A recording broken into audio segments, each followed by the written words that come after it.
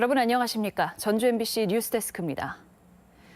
주민들의 반대 속에 강행된 새만금 송전탑. 완공된 이후에도 적잖은 문제가 터져나오고 있습니다. 한전이 피해 보상을 하면서 반대 주민들만 소외시켰다는 의혹에 이어 이번에는 보상이 특정 개인들 차지였다는 의혹까지 일고 있습니다. 박연선 기자가 보도합니다. 새만금 송전탑에서 1km가량 떨어져 있는 군산의 한 마을. 마을 어귀 창고에 1억 원 상당의 콤바인이 서 있습니다. 한전이 송전탑 건설에 동의해준 이 마을에 지급한 것입니다. 그런데 이 콤바인의 소유자는 주민 A씨.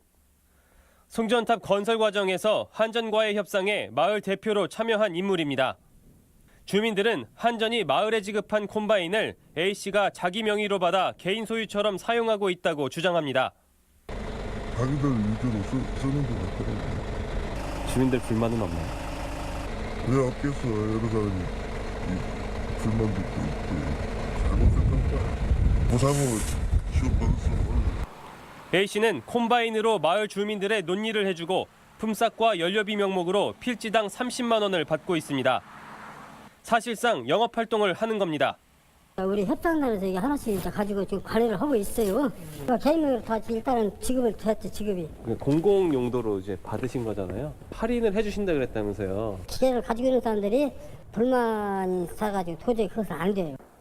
논란은 이 마을뿐만이 아닙니다.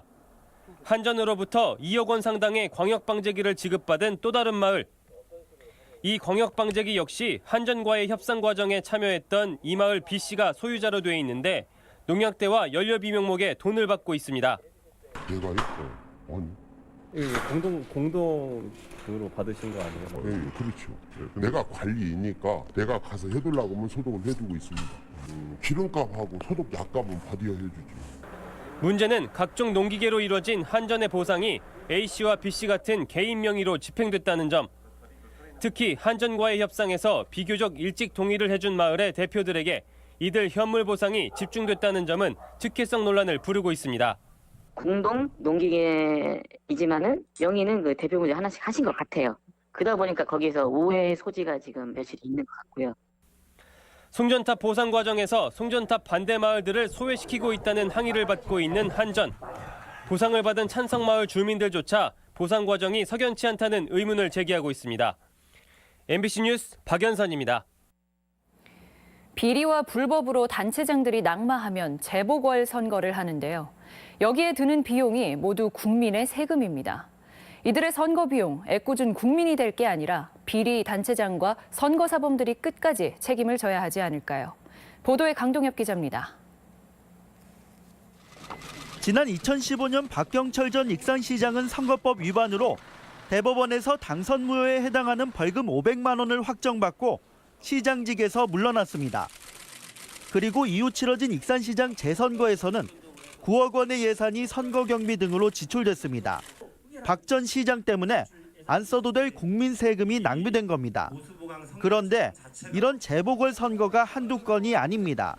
민선 지방자치 도입 이후 전북에서는 60건의 재보궐 선거가 치러졌습니다.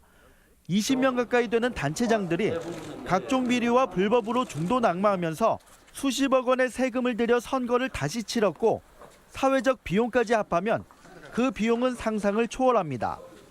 문제는 국민의 세금으로 보전해준 선거 비용이 제대로 반환되지 않는다는 점입니다. 현행법상 10% 이상 득표에 정부로부터 선거 비용 보전을 받은 입 후보자가 선거법 위반 등으로 당선 무효가 됐을 경우 기타금과 보전 비용을 모두 반환해야 합니다. 하지만 돈의 납부율은 지난 4회 지선 79%, 5회 지선 때는 절반을 밑돌더니 지난 선거 때는 고작 100만 원만 거쳐 2%에 그쳤습니다. 반환 대상자들이 재산이 없어서 채권 확보가 어려워서 보전 비용 반환이 저조한 것으로 보입니다. 사정이 이렇다 보니 선거 사범의 경우 선거 비용 보전을 유예하자는 목소리까지 나오고 있습니다. 적어도 1심 재판 정도까지 기다리면서 나름대로 나중에 반환을 안 할 때 대비하는 나름의 어떤 조치가 필요하지 않을까.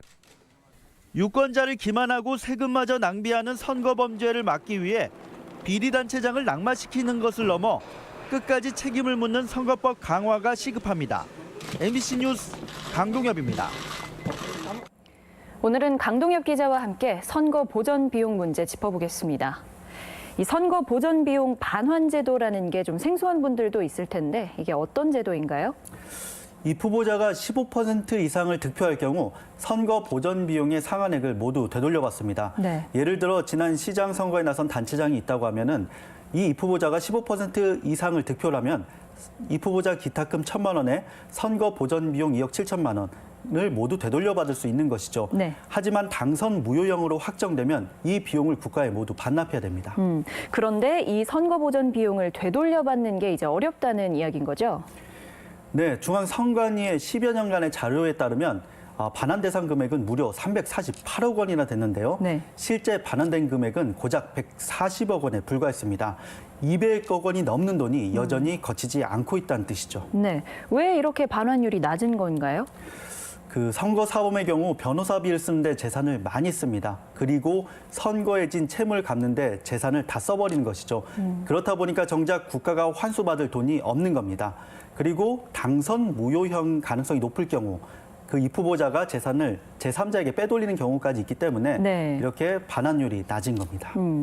지난번 보도를 보니까 김제시가 이건식 전 김제시장을 상대로 손해배상을 청구한다던데 불법에 대한 이런 대응도 의미가 있어 보이네요. 네, 김제시의 소송은 비리를 저지른 전임 단체장에게 끝까지 책임을 묻는다는 점에서 의미가 있습니다. 네. 이런 김제시의 사례는 우리 도내 지자체에서 굉장히 이례적인 경우에 속하는데요. 한 가지 아쉬운 점은 김제시의 소송 역시 감사원의 지시에 따른 측면이 강합니다. 네. 지금 우리 도내 지자체 가운데 비리를 저지른 단체장이 거쳐간 곳들이 많거든요. 네. 이런 부분에 있어서는 우리 도내 단체, 지자체들이 한 번쯤은 각성해야 되지 않나 싶습니다. 네, 오늘 말씀 잘 들었습니다. 국토교통부가 오늘 밝힌 분권형 자립적 균형 발전 방안에 따르면 새만금 개발공사를 설립해 국제관광지구 등을 먼저 매립한 뒤 각종 부대 사업을 통해 새만금 개발을 본격화하는 방안이 제시됐습니다.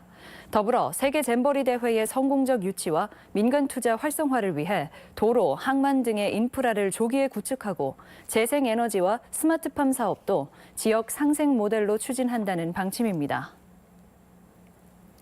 6월 지방선거에서 사용할 수 있는 선거 비용이 4년 전 6회 지방선거보다 소폭 축소됐습니다. 전라북도 선관위에 따르면 도지사와 교육감 선거의 선거비용 제한액은 13억 1,100만 원으로 4년 전 선거 때보다 4.2% 감소했으며 시장 군수 선거비용 제한액 평균은 1억 3,900만 원입니다. 선관위는 선거비용 제한액 산정 시 반영하는 소비자 물가 변동률이 제6회 선거 때보다 낮아져 선거비용을 조정했다고 밝혔습니다. 시외버스 업체에 보조금이 불투명하게 지급되고 있다는 주장이 제기됐습니다. 민주노총 전북본부는 성명을 통해 지난해 전북고속의 비수익 노선 보조금이 전년도에 비해 약 27% 증가한 6억 9천만 원 급증했지만 전라북도는 이에 대한 근거는 밝히지 않고 있다고 지적했습니다. 민노총은 용역 보고서를 공개할 수 없다면 보조금 지급을 중단해야 한다고 말했습니다. 기상청에 따르면 고창군의 경우 지난달 24일 하루 평균 기온이 영하 9.9도로 역대 2위를 기록하는 등 역대 2위에서 5위에 해당하는 최저기온 기록을 한 달 새 모두 갈아치웠습니다. 이 밖에 군산 지역도 역대 2, 3위의 기록이 나왔고 정읍도 역대 5위에 해당하는 최저 평균 기온을 기록하는 등 지난달 기록적인 추위가 이어졌던 것으로 분석됐습니다. 신임 전주지방법원장에 한승 현 서울고법 부장판사가 임명됐습니다. 신임 한승 법원장은 전주 출신으로 신흥고와 서울대를 졸업하고 법원 행정처 사법정책실장과 서울고법 부장판사 등을 역임했습니다. 한편 현 장석조 전주지방법원장은 서울고법 부장판사로 자리를 옮기게 됐습니다. 희망 2018 나눔 캠페인 성금을 저희 전주 MBC에 맡겨주신 분들입니다. 무주군 약초 영농조합에서 200만 원 보내주셨습니다. 성금을 보내주셔서 감사드립니다.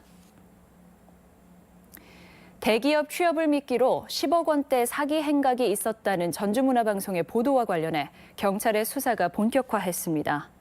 완주경찰서는 남편이 현대자동차 정직원이라는 사실을 내세워 취업 알선 사기를 벌인 37살 A씨에 대해 구속영장을 신청할 예정이라고 밝혔습니다. A씨는 지난해 1월부터 1년간 완주와 광주 일대에서 중소기업 직원 20여 명에게 접근해 알선비 10억 원 상당을 챙긴 혐의를 받고 있습니다. 정읍경찰서는 잔소리를 한다는 이유로 70대 노모를 살해한 아들 48살 A씨를 존속살인 혐의로 긴급 체포했습니다. 경찰에 따르면 A씨는 오늘 오후 정읍시 고부면의 자택에서 잔소리가 듣기 싫다는 이유로 어머니 77살 B씨를 흉기로 찔러 숨지게 한 혐의를 받고 있습니다. 교육 복지 환경이 취약한 학생들을 지원하기 위해 올해 관련 사업 예산이 확충됩니다. 도교육청은 올해 교육비와 교육급여 그리고 우선 지원 등 3대 교육복지 사업에 지난해보다 18억 원이 증액된 591억 원을 지원한다고 밝혔습니다. 세부적으로는 학비와 급식비 등 교육비에 361억 원, 그리고 저소득이나 북한 이탈 등의 위기가정 우선 지원에 122억 원 등이 배정됐습니다. 지금까지 전북권 뉴스 전해드렸습니다. 조치를 취한 것이 적절했는지에 대해서는 자유한국당은 명확한 답을 하지 않고 있습니다. MBC 뉴스 김미입니다.